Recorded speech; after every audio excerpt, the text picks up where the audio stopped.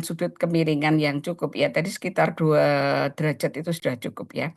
Lantai bermain agar tidak licin dan membahayakan ya. Tentu pembuatan lantai itu kalau menggunakan sekarang kan banyak ya keramik-keramik yang licin gitu ya. Itu sebetulnya berbahaya, apalagi kalau taruh di kamar mandi itu ya, itu juga sangat berbahaya. Jadi memang sebaiknya kita mencari bahan yang tidak licin, karena kalau jatuh sekalipun itu anjing juga kemungkinan patah tulang itu kan tetap juga ada gitu ya. Untuk tempat bermain di kandang bisa digunakan semen, rumput, atau paving block ya. Jadi bisa menggunakan rumput atau paving block gitu ya. Sekarang juga kalau mau menggunakan rumput sintetis itu juga sudah banyak di pasaran ya. Kemudian sesuaikan ukuran kandang pada anjing, karena anjing kan ada anjing yang tipe besar, ada anjing yang tipe kecil, ada tipe sedang, sehingga harus disesuaikan dengan eh, ukuran kandangnya. Kemudian untuk sanitasi kandangnya, eh, ini pakai ini ya, pakai Zoom yang gratisan ya, 40 menit ya. Jadi saya cepat aja untuk kuliahnya, jadi nanti eh, tidak sampai habis Zoom-nya ya. Sanitasi kandang ini kita harus juga perhatikan. Yang pertama adalah membersihkan kandang, itu tentu harus secara rutin, kandang itu harus dibersihkan.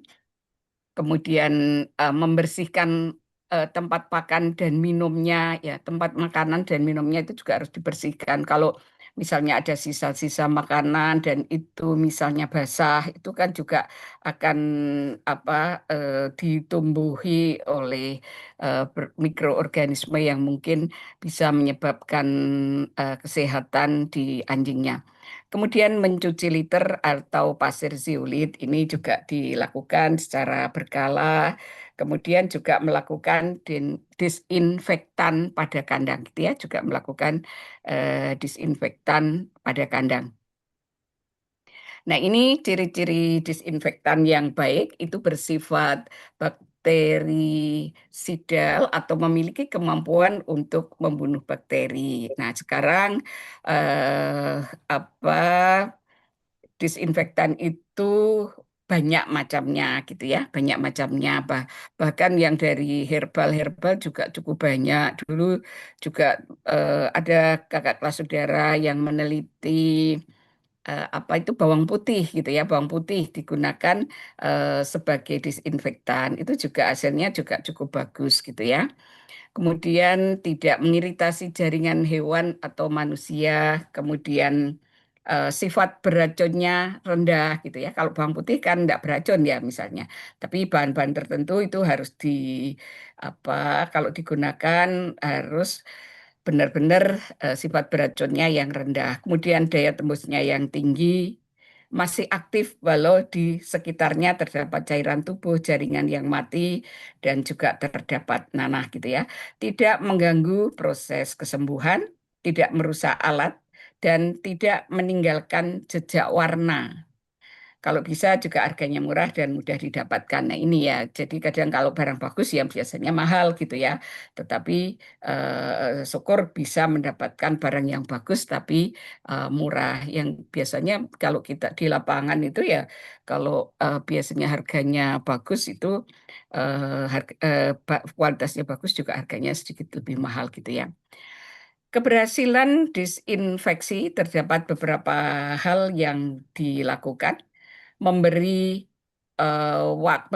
waktu kontak mikroorganisme atau jasad renik dengan disinfektan yang cukup dan biasanya telah tercantum pada petunjuk pemakaian. Jadi berapa lama disinfektan itu dipakai ya sehingga terjadi apa kontak dengan mikroorganismenya itu kan itu biasanya ada di labelnya gitu ya. Jadi itu harus diperhatikan. Tapi disinfektan itu akan efektif gitu ya kalau dibersihkan secara manual dulu. Jadi misalnya ada apa kotoran-kotoran itu ya disikati dulu gitu ya. Kalau ada yang apa bahan-bahan lain gitu ya, itu harus dibersihkan dulu. Kalau itu bersih, baru kemudian disinfektan itu kita semprotkan di atasnya. Nah, itu lebih efektif.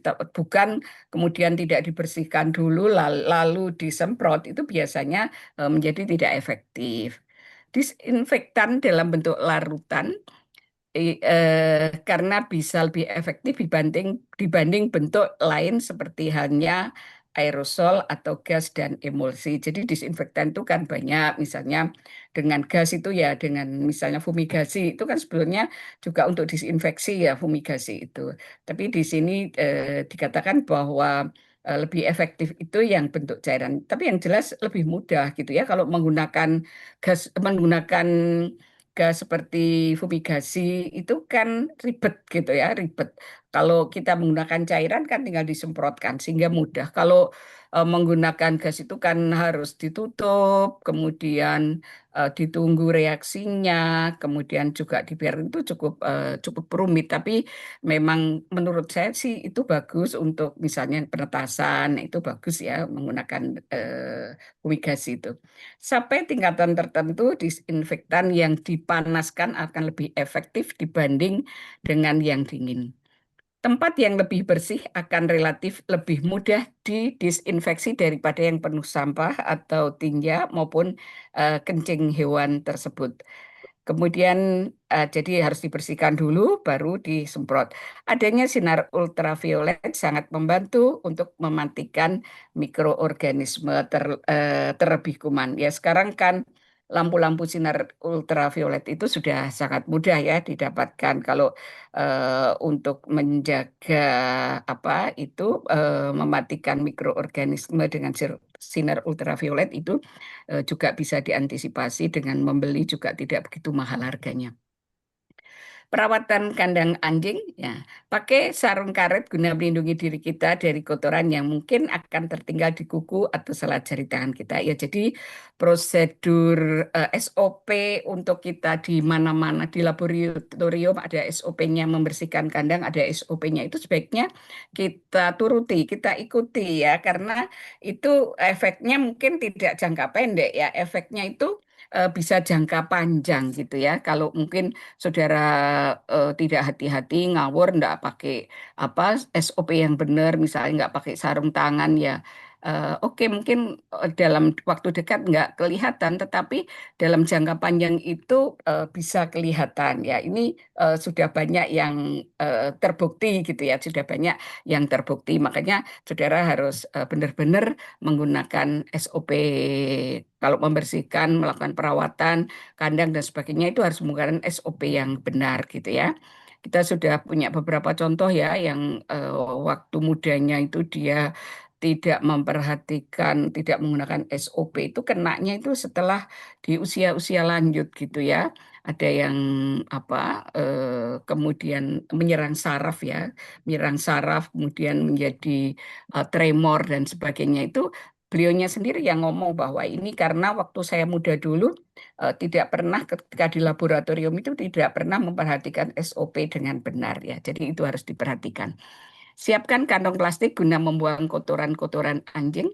Buang seluruh tumpukan kotoran anjing dan kotoran lainnya seperti sisa makanan yang mungkin kita temukan di dalam kandang anjing. Kemudian sikat kandang anjing dengan memakai sikat atau sapu kecil. Jika kandang anjing bisa dibongkar, maka bisa dibuka dahulu bagian atapnya supaya memudahkan kita membersihkan bagian dalam kandang anjing itu dan juga memberi cahaya matahari yang dapat membunuh sisa kuman atau jamur. Siapkan ember, kemudian dicampur dengan sabun dan disinfektan kandang. Bersihkan bagian lantai, dinding jika berbentuk rumah, kandang anjing dengan memakai spons basah gitu ya. Kemudian dibilas sehingga sisa sabun itu telah terbuang, kemudian dikeringkan, ya dijemur di bawah sinar matahari atau digunakan lap kering gitu ya. Bila ada selimut atau bantal serta tempat tidur anjing, pastikan semua dicuci bersih saat membersihkan kandang anjing. Siapkan yang sudah bersih untuk menggantikannya. Kemudian pakailah semprotan air yang mempunyai tekanan cukup kuat untuk membilas kandang anjing. Sekarang kan ada ya semprotan air yang punya tekanan cukup kuat itu bisa digunakan untuk agar kotoran-kotoran itu juga bisa bersih ya. Semprot kalau sudah bersih, semprot kandang anjing yang telah bersih menggunakan cairan disinfektan. Pakailah sabun khusus untuk membersihkan kandang anjing, bisa beli di pet shop. Kemudian pet shop itu juga cukup biasanya komplit ya, saudara bisa mendapatkan disinfektan yang bagus dari sana. Kemudian bersihkan secara rutin kandang anjing minimal 2 kali dalam sebulan. Jika musim hujan, sebaiknya dibersihkan kandangnya itu dengan lebih sering gitu ya, dengan lebih sering. Nah, ini kayaknya sama ya dengan yang di depan tadi. Ya, sediakan kantong plastik. Ini sama ya. Ini juga sama. Nah, ini belilah sabun khusus untuk membersihkan kandang anjing di pet store terdekat. Tanyakan pula jenis-jenis kandang anjing yang bagus untuk disinfektan kandang anjing yang bagus untuk membersihkan jamur dan ini diulang ya, diulang. Oke, baik. Saya kira itu terkait dengan apa kandangnya, bagaimana dengan manajemen kesehatannya. Saya kira kalau untuk manajemen kesehatan ini nanti sudah akan mendapatkan lebih banyak lagi gitu ya, saudara eh, sudah juga masuk di klinik, apalagi nanti kalau PPDH, saya kira terkait manajemen kesehatan ini nanti pasti akan mendapatkan lebih banyak lagi. Namun ini hanya sebagai apa ya, sebagai dasar saja gitu ya.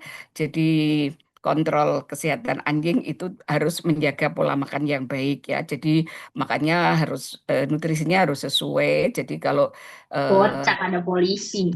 kalau kita lihat dog food itu kan proteinnya tinggi gitu ya. Dog food itu eh, Dua orang. proteinnya tinggi. Berikan makanan dan camilan anjing berkualitas tinggi dan bergizi yang seimbang. Artinya Iya, kira ya Kristen kocak. nutrisinya harus cukup ya.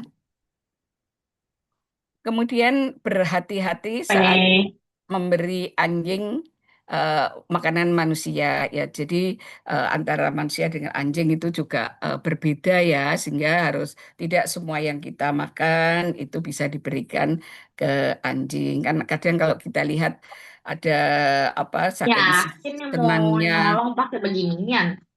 Zalfa di mute ya Zalfa ya. eh, Berhati-hati saat memberi anjing makanan manusia ya. Kadang kan saking cintanya pada anjing itu kita sering melihat misalnya tuannya memberikan es krim, kemudian dia juga diberi es krim gitu ya. Kemudian menjaga berat badan anjing dalam tingkat yang sehat. Ini menjadi penting. Nah, ini beberapa penyakit pada anjing, di antaranya adalah eh, eh, canin parvovirus atau sering disingkat dengan CPV gitu ya, CPV. Jadi ini tentu saja canin parvovirus ini sangat menular dan ini biasanya adalah sebuah penyakit yang menyerang di gastrointestinal ya. Ya secara umum ciri-cirinya misalnya juga terkait dari nafsu makan, kemudian demam, muntah, diare karena yang diserang adalah gastrointestinalnya. Dan ini biasanya menyerang untuk anjing umur 6 sampai 20 minggu. Untuk pencegahannya itu biasanya dilakukan vaksinasi gitu ya. Dan vaksinasinya itu biasanya juga bersama-sama dengan distemper, kemudian adenovirus dengan parainfluenza itu juga untuk apa pemberian vaksinnya itu dilakukan pada umur 6, mulai 6 minggu sampai dengan 16 minggu gitu ya. Jadi setiap 3 atau 4 minggu sekali gitu ya. dan dilakukan antara umur 6 sampai 16 minggu. Itu untuk kenin paravirus. Kemudian kalau distemper anjing ini juga disebabkan oleh kenin distemper virus atau sering disingkat dengan CDV. Ini juga sangat menular ya karena namanya virus gitu ya. Namun ini lebih menyerang ke saluran pernafasan, juga ke pencernaan dan saraf gitu ya. Umumnya apa? Anjing itu mengalami demam yang tinggi, kemudian nafsu makannya turun, kemudian batuk, sesak nafas juga, kemudian menjadi muntah, diare gitu ya. Itu pada distemper juga seperti itu. Kemudian ini juga vaksinasinya sama tadi dengan canin parvovirus gitu ya, diberikan 6 sampai 8 apa biasanya menyerang 6 sampai 8 minggu gitu ya. Dan ini sebaiknya juga divaksin tadi pada umur 6 sampai 8 minggu gitu ya. Diberikan setiap 3 sampai dengan 4 minggu. Kemudian rabies ya, kalau rabies saya kira kalian juga sudah familiar ya. Ini juga infeksi apa virus yang biasanya menyerang sistem saraf pusat gitu ya. Ini disebabkan oleh genus Lisa virus gitu ya. Penularannya juga melalui gigitan, jilatan, kemudian juga zoonosis ya. Jadi misalnya digigit anjing yang terkena rabies, maka pertolongan pertama katanya suruh apa di ini lukanya itu digerojok dengan air yang mengalir kira-kira selama 15 menit gitu ya, selama 15 menit itu pertolongan pertama. Jadi nanti untuk apa rabies ini biasanya juga seperti flu awalnya, tapi kemudian menyerang saraf, kemudian ada istilah takut air gitu ya, takut cahaya, gelisah, kemudian muncul halusinasi dan produksi air liur yang berlebih. Itu pada rabies seperti itu. Jadi Indonesia belum bebas rabies. Kita lihat kalau saudara ke Bali itu misalnya saudara di Kintamani ya, itu kan di Kintamani itu banyak anjing-anjing liar yang bagus-bagus gitu ya. Nah itu bisa jadi juga belum bebas rabies gitu ya. Jadi kalian juga tetap harus hati-hati kalau wisata di daerah-daerah yang masih banyak anjing liarnya ya. Bisa jadi itu juga belum bebas rabies gitu karena Indonesia belum bebas rabies ya. Kemudian penyakit anjing yang adalah penyakit cacing pita ya, kalau ini terkait jenis parasit yang biasanya menempel pada dinding usus halus ya, yang kemudian mengambil nutrisi dari inangnya gitu ya. Biasanya kalau pada anjing ini jenisnya Dipilidium caninum ya. Jadi Dipilidium caninum. Kemudian biasanya ciri kena cacing ini katanya gatal di bagian belakang, kemudian ya sering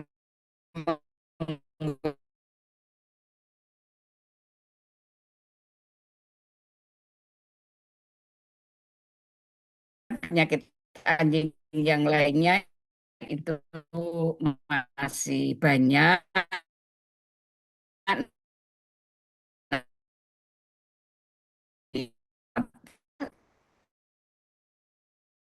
Penyakit ya. Segera pindahkan anjing peliharaan lainnya ke lokasi yang lebih aman. Anda bisa menitipkan di rumah teman atau anggota keluarga lain yang lokasinya agak jauh. Sebaiknya jasad anjing yang mati terkena penyakit menular ini dikremasi ya, dimasukkan insinerator. FKH kan punya insinerator ya. Nah, jadi biasanya yang bangkai-bangkai yang sudah tidak dipakai itu juga tidak dibuang begitu saja, tetapi harus dibakar di insinerator. Kita juga punya insinerator ya. Kalau nggak dulu di patologi, tapi sekarang mungkin sudah di rumah sakit hewan ya. Saya juga nggak tahu penempatannya. Kalau dulu di patologi ya, di patologi. Atau kalau tidak, jasad anjing tersebut harus dikubur di kedalaman minimal 1 meter, lalu ditaburi dengan bubuk kapuri dan cairan pemutih secukupnya. Kemudian dimusnahkan perlengkapan anjing yang terkena penyakit ya, baik itu kasurnya, mainannya, kemudian pakan atau dog foodnya yang dikhawatirkan menyerang anjing yang lain. Bersihkan kandang menggunakan cairan pemutih gitu ya, minimal lalu dijemur di bawah terik sinar matahari minimal 1 kali sehari selama 2 minggu. Jika kandang terbuat dari bahan kayu, sebaiknya jangan digunakan lagi. Bersihkan seluruh tempat di rumah Anda, terutama tempat di mana anjing yang terkena penyakit sering berada juga dengan cairan pemutih gitu ya. Selama masa disinfeksi, eh, usahakan untuk tidak mengunjungi pusat penjualan anjing atau teman Anda yang juga memelihara anjing guna mencegah penularan penyakit. Mungkin saja sisa-sisa virus yang menempel pada pakaian itu juga bisa menular ya. Jadi sekali lagi penyakit-penyakit virus tadi seperti stemper, kenin, rabies itu adalah penyakit-penyakit virus yang sangat tentu saja sangat mudah sekali untuk menular. Baik, saya kira ini yang bisa kami berikan di pertemuan hari ini. Eh, Mungkin nanti saudara juga bisa menambah ya sendiri dengan membaca berbagai sumber ya, baik itu terkait penyakitnya, terkait perkandangannya gitu ya. Ini hanya sebagian kecil yang bisa kita berikan. Baik, gitu ya. Ini karena Zoom-nya kan hanya 40 menit ya. Nanti mungkin bisa saudara atau ada pertanyaan? Nggak ada ya. Baik, kalau begitu seakhiri ya pertemuan hari ini. Selamat pagi, selamat siang. Assalamualaikum warahmatullahi wabarakatuh. Waalaikumsalam Waalaikumsalam warahmatullahi warahmatullahi wabarakatuh. wabarakatuh. Terima kasih, Terima kasih Prof. banyak, Prof. Oke.